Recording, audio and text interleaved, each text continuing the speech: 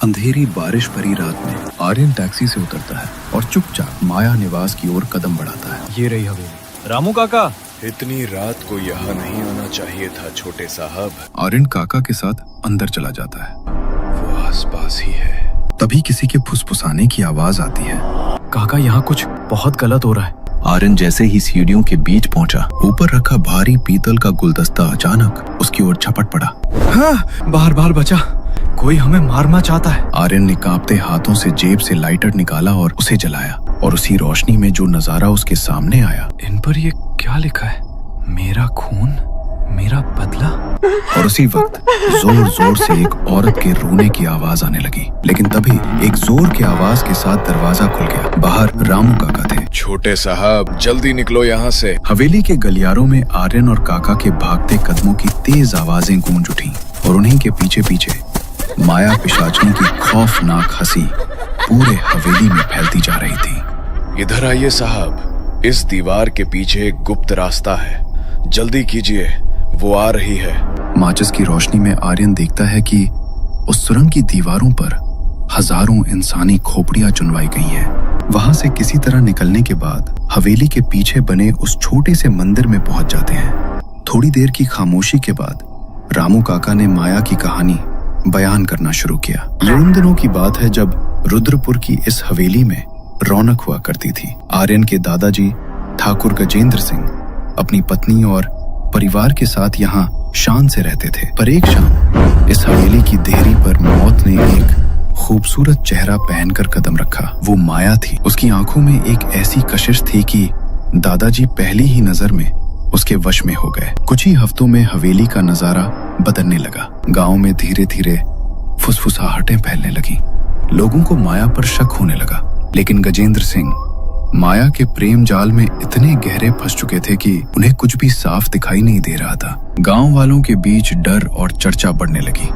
आखिरकार उन्हीं के सुझाव पर एक दिन दादी एक तांत्रिक बाबा के पास पहुंची। ठाकुरानी जी, जिसे आप लड़की समझ रही हैं, वो एक पिशाचनी है। कल अमावस्या है। उसी रात वो उस पुरुष का खून पीती है जो पूरी तरह उसके वश में आ चुका होता है। ये सुनते ही आर्यन की दादी के पैरों तले जमीन खिसक गई। अब उनके पास सिर्फ एक दिन और एक रात का वक्त था, अपने पति को बचाने के लिए या सब कुछ खो देने के लिए। और आखिरकार अमावस्या की काली रात आई। उस काली अमावस की रात को हवेली में सन्नाटा इतना गहरा था कि सांस की आवाज भी डरावनी लग रही थी। उन्होंने धीरे धीरे सीढ़ियां चढ़ना शुरू किया। उनके हाथ में एक पुराना जंग लगा लालटेन था, जिसकी पीली रोशनी दीवारों पर अजीब सी छायाएं नाच रही थी। तांत्रिक बाबा आर्यन के दादी के पीछे पीछे चल रहे थे। उनके हाथ में एक चमकता हुआ अभिशप्त खंजर और एक मोटा पीला कागज, जिस पर काले स्याही से भयानक मंत्र लिखे थे। दोनों चुपचाप ऊपरी मंजिल की ओर बढ़े। सीढ़ियां पुरानी थी, हर कदम पर चरमराहट की आवाज आती। बीच बीच में हवेली की पुरानी लकड़ी की दीवारों से हल्की हल्की सिसकारी जैसी आवाज आती। आज अमावस्या की रात है। आज वो अपनी पूरी ताकत आजमाएगी। आज उसकी भूख, उसका गुस्सा और उसकी काली शक्तियां सब चरम पर होंगी। लेकिन चाहे जो हो जाए, किसी भी कीमत पर आज ही उसे कैद करना होगा। अगर आज वो बच निकली तो फिर उसे रोकने वाला इस दुनिया में कोई नहीं बचेगा। दादी ने सिर्फ सिर हिलाया। तांत्रिक बाबा ने अपनी जेब से एक छोटा कटोरा निकाला, जिसमें काले तिल और लहसुन की कलियां थीं। माया के रास्ते को रोकने के लिए वो काले तिल और लहसुन की कलियां रास्ते में छिड़कता जा रहा था। अंत में वे उस लंबे गलियारे पर पहुंचे जहां सबसे आखिरी कमरा था। वो कमरा जिसकी खिड़कियां हमेशा बंद रहती थी, जिसकी दीवारें काली हो चुकी थीं और जिसमें सूरज की किरण कभी नहीं पहुंचती थी। दरवाजे के बाहर माया की मौजूदगी महसूस हो रही थी। हवा में एक सड़ांध वाली गंध थी। तांत्रिक ने धीरे से दरवाजा खोला। लालटेन की रोशनी अंदर गई तो दिखा माया कमरे के बीचों बीच खड़ी थी। उसकी साड़ी काली, बाल खुले और लंबे, आंखें लाल लाल, होंठों पर खून की हल्की सी लकीर। वो अजीब तरीके से हंस रही थी, जैसे उसे पहले से पता था कि आज रात कुछ होने वाला है। तभी पीछे से भारी कदमों की आवाज आई। गजेंद्र सिंह वहां पहुंचे। सावित्री, ये सब बंद करो अभी के अभी। और तुम तांत्रिक, दफा हो जाओ यहां से। गजेंद्र सिंह की आंखों में अजीब सी चमक थी, जैसे वो किसी और के वश में हो। और सुनो सावित्री, इस ढोंगी के साथ तुम भी चली जाओ। मुझे तुम्हारी जरूरत नहीं है अब। माया के अलावा मुझे इस दुनिया में कोई नहीं चाहिए, समझी तुम? गजेंद्र सिंह को देखते ही माया का विकृत चेहरा बदल गया। उसका भयानक रूप पल भर में छुप गया। वो एक सामान्य बेबस स्त्री की तरह जमीन पर बैठ गई और रोने लगी। देखा देखा आपने कैसे ये सावित्री देवी मुझ पर जुल्म कर रही है? मैंने क्या बिगाड़ा है इनका? गजेंद्र सिंह का दिल पसीज गया। वो तेजी से माया की तरफ बढ़े। डरो मत माया, तुम्हें कुछ नहीं होगा। मैं हूं तुम्हारे साथ। मैं देखता हूं इस तांत्रिक को और सावित्री को भी।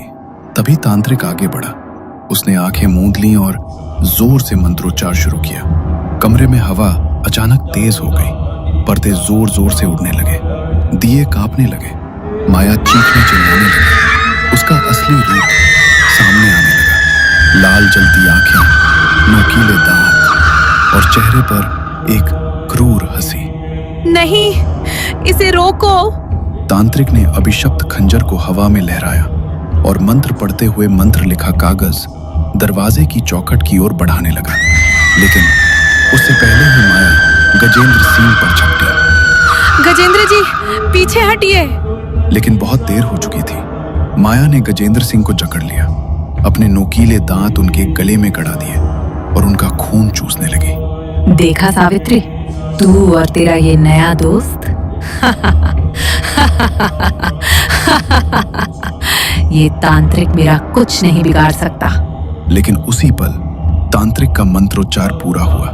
उसने मंत्र लिखा कागज दरवाजे की चौखट पर चिपका दिया। कागज पर लिखे मंत्र चमकने लगे। कमरे की दीवारें कांप उठी। एक जोरदार हवा का झोंका आया। नहीं! हवा के उस झोंके के साथ माया जबरदस्ती उस कमरे के अंदर खिंच गई और उसी पल दरवाजा अपने आप जोर से बंद हो गया। तांत्रिक ने बाहर से ताला लगाया और आखिरी मंत्र पढ़कर उस कमरे को हमेशा के लिए सील कर दिया गया। कुछ दिन बाद आर्यन के पिताजी और उसकी माँ छोटे आर्यन को लेकर शहर शिफ्ट हो गए। लेकिन दादी के लिए वो हवेली सिर्फ एक घर नहीं थी, वो उनकी पूरी जिंदगी थी। उस हवेली के साथ सावित्री देवी की अनगिनत यादें जुड़ी हुई थी। इसलिए आर्यन के पापा की लाख कोशिशों के बावजूद दादी ने हवेली छोड़ने से साफ इनकार कर दिया। अम्मा, अब यहाँ रहना ठीक नहीं है।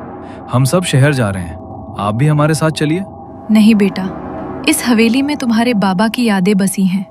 मैं इस हवेली को छोड़कर कहीं नहीं जाऊंगी।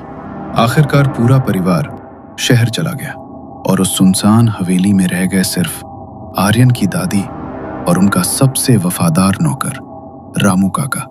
दिन बीतते गए। सब कुछ शांत और सामान्य लगने लगा था।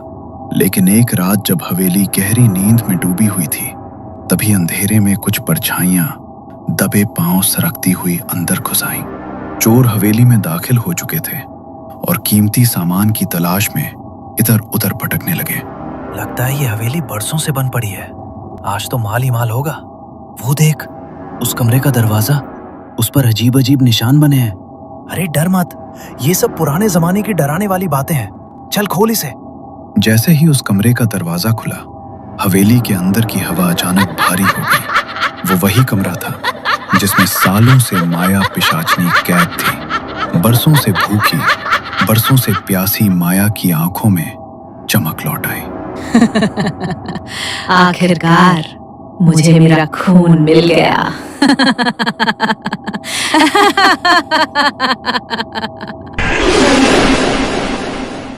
पलक झपकते ही माया उन चोरों पर टूट पड़ी।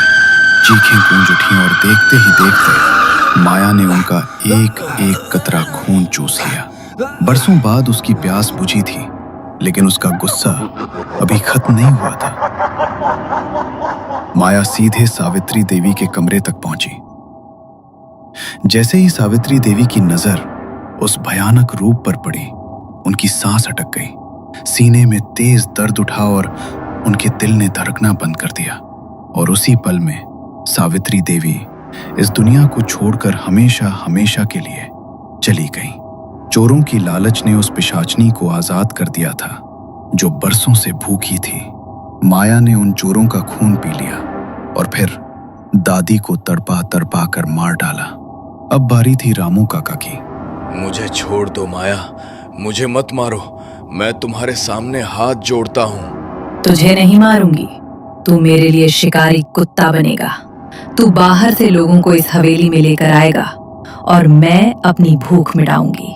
अगर एक बार भी मना किया तो तेरी मौत इतनी दर्दनाक होगी कि तू मरने की भीख मांगेगा। रामू काका कांपते हुए जमीन पर बैठ गए। उनकी आंखों के सामने दादी की लाश पड़ी थी और कानों में माया की गूंजती हुई धमकी। डर ने उनकी रूह को जकड़ लिया था। जान बचाने के लिए उन्होंने चुपचाप सिर झुका लिया और उसी पल उनकी जिंदगी की दिशा हमेशा के लिए बदल गई। इसके बाद हवेली की हर अमावस की रात एक नए शिकार की गवाह बनने लगी। साल दर साल रामू काका वही करते रहे, माया के डर और अपने पाप के बोझ के साथ जीते रहे। लेकिन अब जब आर्यन, उनके मालिक का पोता, वापस आया था तो काका की आत्मा जाग उठी। उन्हें एहसास हुआ कि जिस वंश का उन्होंने नमक खाया है उसे वो अब और धोखा नहीं दे सकते। मैंने बहुत पाप किए हैं, आज आर्यन को बचाकर ही मैं अपने गुनाहों का प्रायश्चित करूंगा, चाहे इसके लिए मुझे अपनी जान ही क्यों ना देनी पड़े। रामू काका ने आर्यन का हाथ पकड़ा और उसे मंदिर की सुरंग से होते हुए हवेली की ओर ले गए। उनकी आंखों में अब डर नहीं था, बल्कि एक अजीब सी शांति झलक रही थी, जैसे उन्होंने अपनी नियति खुद चुन ली हो। साहब, यही वो खंजर है जिसे तांत्रिक बाबा ने 60 साल पहले यहाँ छुपाया था। माया को कोई साधारण हथियार नहीं मार सकता और ना ही आपके वंश के अलावा कोई आदमी। उसे सिर्फ यही अभिशप्त खंजर और आप ही खत्म कर सकते हैं। तभी अचानक माया सामने आ गई। उसकी भयानक चीखों से हवेली की दीवारें कांप उठी और टूटने की आवाजें गूंजने लगी। रामू, तूने गद्दारी की? उस लड़के को मेरे हवाले कर दे, वरना मैं तेरी रूह को 60 जन्मों तक कर पाऊंगी। छोटे साहब, इसे पकड़िए। आज अमावस्या की रात है, उसकी शक्तियां चरम पर हैं, लेकिन यही वो वक्त है जब उसे हमेशा के लिए खत्म किया जा सकता है। मैं उसे रोकूंगा, आप उसके सीने में ये खंजर उतार दीजिए। आर्यन ने कांपते हाथों से वो चमकता हुआ खंजर थाम लिया। उसी पल हवेली का दरवाजा जोरदार धमाके के साथ खुला और माया का काला साया रामू काका की ओर बढ़ने लगा। तुमने मेरे परिवार को बर्बाद किया है, मेरे दादा दादी को मारा है, अब और नहीं। आर्यन ने अपनी पूरी ताकत लगाकर अभिशप्त खंजर माया के सीने के पार उतार दिया। एक ऐसी चीख गूंजी जिसने पूरी हवेली की नींव हिला दी। माया का शरीर नीली ज्वालाओं में जलने लगा और धीरे धीरे राख बनकर बिखर गया। जैसे ही माया का अंत हुआ, हवेली में बुझी हुई लाइटें एक एक करके जल उठी। अजीब सी दुर्गंध की जगह अब हवा में एक पवित्र सी सुगंध फैल गई। रामू काका के चेहरे पर गहरी शांति भरी मुस्कान थी। अपने मालिक के वंश को बचाकर उन्होंने आखिरकार अपने पापों का प्रायश्चित कर लिया था।